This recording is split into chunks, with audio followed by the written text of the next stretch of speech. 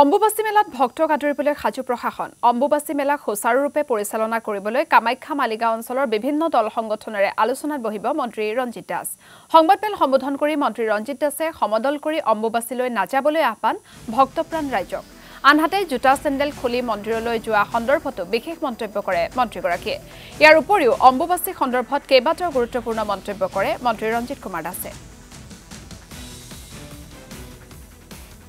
এবাৰ অম্বুবাচীত আমি এটা নতুন কথা এটা ভাবিছোঁ মই নাজানো কিমান দূৰ সফল হওঁ আমি আজি কামাখ্যা মন্দিৰৰ দাঁতিকাষৰীয়া যিমানবোৰ প্ৰায় 3 কিলোমিটাৰ ৰেডিয়াছৰ যিমান সংগঠন আছে সেই সংগঠনসমূহক আমি নিমন্ত্ৰণ দিছোঁ আৰু যিহেতু যেতিয়া ভক্তসকলে আহে তেওঁলোকেতো আধ্যাত্মিক ৰূপত তেওঁলোকে অহা কামটো কৰে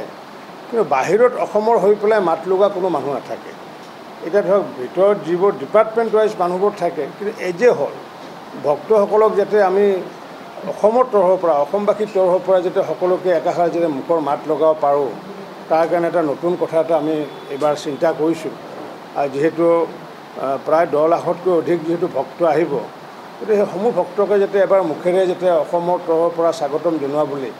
এবাৰ যাতে মুখেৰে মাত লগাব আমি যাতে পাৰোঁ কাৰণ কিয় আমাৰ অসমীয়া মানুহৰ এটা কথা আছে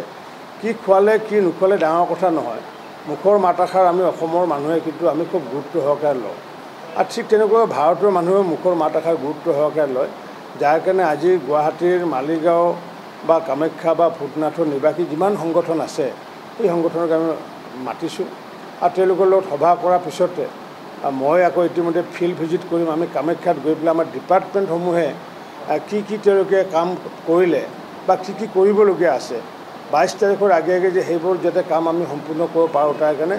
বিভাগীয় এখনৰ সভা আমি আয়োজন কৰিছোঁ 1:30 বজাত আৰু মই ভাবোঁ যে এইবাৰ যেহেতু বহু নতুন কথা চিন্তা কৰিছোঁ যেহেতু জোতা চেণ্ডেল সকলোৱে যি ৰাখে নিজৰ গাড়ীতে ৰাখিব লাগিব আমি ওপৰতো দিব খোজা নাই তলতো ৰাখিব খোজা নাই কাৰণ যোৱাবাৰ দেখিছোঁ তলত ৰখাৰ ফলতো বহুত বিশৃংখল পৰিৱেশ এটা হৈছিলে বা তেনেকুৱাকৈ আমি এইটোও আহ্বান জনাইছোঁ বিশেষকৈ আমাৰ অসমৰ বা গুৱাহাটীবাসী বহুতে সমদল কৰি পেলাই যায় গতিকে সমদল কৰি পেলাই গৈ পেলাই হাই উৰুলিমি কৰি পেলাই আধ্যাত্মিক পৰিৱেশ যাতে বিনষ্ট যাতে নকৰে তাৰো আমি আহ্বান জনাইছোঁ কাৰণ মা দেৱীক যিহেতু সকলোৱে প্ৰাৰ্থনা কৰিবলৈ যাব তাৰ আগমুহূৰ্তত হাই উৰুলিমি কৰি পেলাই যি আমাৰ পুৰণা যি সনাতন সংস্কৃতিক মই ভাবোঁ বিভিন্ন ধৰণৰ ব্যাঘাত জন্মোৱা হয় গতিকে এই হাই উৰুলিমি কৰি পেলাই কামাখ্যা মন্দিৰত যোৱাৰ কোনো